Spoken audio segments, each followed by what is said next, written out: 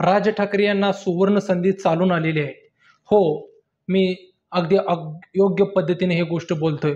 कारण महाराष्ट्रामधील लोकसभेचा निवडणुकीचा निकाल पाहता महायुतीला अवघ्या 17 जागा आणि महाविकास आघाडीला 31 जागा.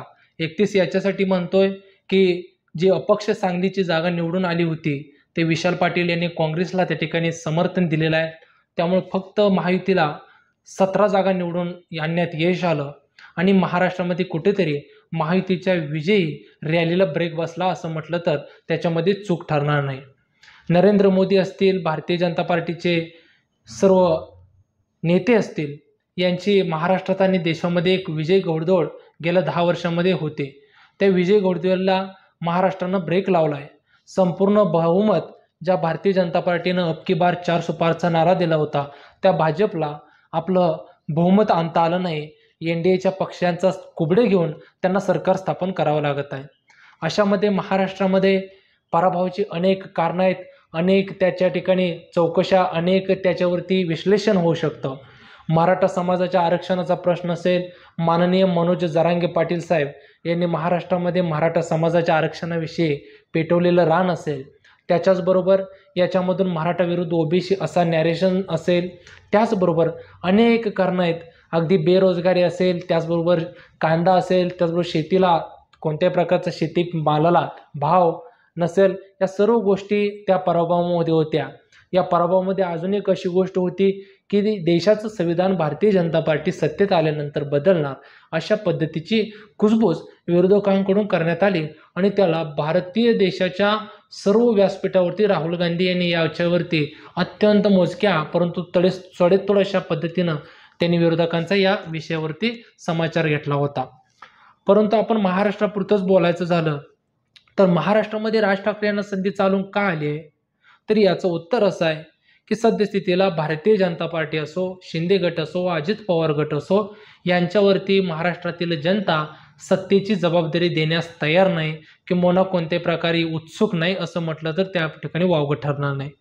महाराष्ट्रामध्ये असे खूप कमी नेते राहिलेत, खूप कमी नेतृत्व राहिलेत की ज्या नेतृत्वावरती जनतेला विश्वास टाकावासा वाटतो, जो नेता महाराष्ट्राच्या मराठीच्या हिताचा आहे, महाराष्ट्रातील तरुणांच्या हिताचं काम करतो असं वाटतं. असे खूप कमी नेते राहिलेत आणि त्या नेत्यामध्ये राज ठाकरेंचं नाव अग्रस्थानी येतं. महाराष्ट्रामध्ये राज ठाकरे यांनी पक्ष स्थापन केल्यापासून राज ठाकरे यांना म्हणावं तितकं यश मिळालं नाही. पहिल्या निवडणुकीमध्ये 13 आमदार असतील, महापालिका, नगरपालिका, जिल्हा परिषद सर्व ठिकाणी मनसेचा जय जयकार झाला. मनसे महाराष्ट्रामध्ये खऱ्या अर्थाने जायंट किलर बनली. परंतु तीच मनसे जसजसं पुढं काळ येऊ गाठला तसतसं मनसेची पिछेहाट होऊ लागली. याच्यामध्ये अनेक कारणं असतील, परंतु राज ठाकरे आणि महाराष्ट्र नवनिर्माण सेना आज सुद्धा 18-19 वर्षानंतर त्याच पद्धतीने जमिनीमध्ये पाय रोवून उभे आहे आणि भविष्याकडे आश्वासक नजरेनं राज ठाकरे आणि मनसे बघते असं म्हटलं तर वावगं ठरणार नाही. सद्यस्थितीला महायुतीमध्ये कोणत्याही प्रकारचा तोडीस-तोड राज्यभर प्रभाव असलेला नेता नसताना राज ठाकरे यांच्याकडं महायुती खुणावते, राज ठाकरे यांच्याकडे आश्वासक नजरेनं बघते. कारण महाराष्ट्रामध्ये कोणताही एकही रुपया न देता ज्यांच्या सभेला लाखोंची गर्दी जमते, ठाकरे बाणा स्वर्गीय बाळासाहेब ठाकरे यांच्या हुबेहूब शैली म्हणून ज्यांच्याकडे पाहिलं जातं, प्रत्येकाला आपल्या युती आघाडीमध्ये एक ठाकरे असावा असं वाटतं आणि त्याच्यामध्ये राज ठाकरे यांच्यासारखे नेतृत्व जर का महायुतीमध्ये आले आणि राज ठाकरे यांना 45-50 जागा जर का विधानसभेला दिल्या तर महाराष्ट्रामध्ये सत्तेला पुन्हा एकदा आपण हात घालू शकतो असा कॉन्फिडन्स भारतीय जनता पार्टीच्या वरिष्ठांना सुद्धा आलेला आहे. आणि त्याच्याच माध्यमातून अमित शहा आणि राज ठाकरे यांची भेट असोत किंबहुना आता लोकसभेनंतर ज्या पद्धतीनं राज ठाकरे यांच्या सभेचा इम्पॅक्ट मतदारसंघामध्ये झाला, ज्या ठिकाणी राज ठाकरे यांनी सभा घेतल्या त्याच ठिकाणी मात्र 100% स्ट्राईक रेटनं ती सीट निवडून आली.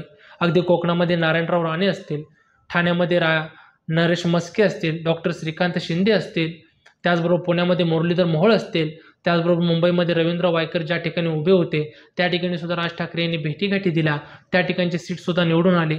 ज्या ठिकाणी राज ठाकरे यांनी सभा घेतल्या त्या ठिकाणी महायुतीचा उमेदवार निवडून आणण्यामध्ये महायुतीला यश आलं. हे यश राज ठाकरे यांची ताकद ह्या लोकसभेमध्ये सर्व महायुतीला दिसून आलेली आहे. त्यामुळे राज ठाकरे यांच्यासारखा विश्वासू महाराष्ट्रातील तरुणांचं ज्यांच्यावरती प्रेम आहे असा नेता, परखड बोलणारा नेता, जो नेता दिल्लीश्वरांच्याही बुडाला पाणी लावू शकेल अशा पद्धतीचा नेता म्हणजे राज ठाकरे यांच्याकडे पाहिलं जातं. आणि त्यामुळं येणाऱ्या विधानसभा निवडणुकीला राज ठाकरे यांची महायुतीतली एंट्री फिक्स मानली जात आहे. आणि राज ठाकरे यांच्यासारखा दिलदार आणि उदार मनाचा नेता सद्यस्थितीला महाराष्ट्राच्या राजकारणामध्ये असेल असं मला वाटत नाही.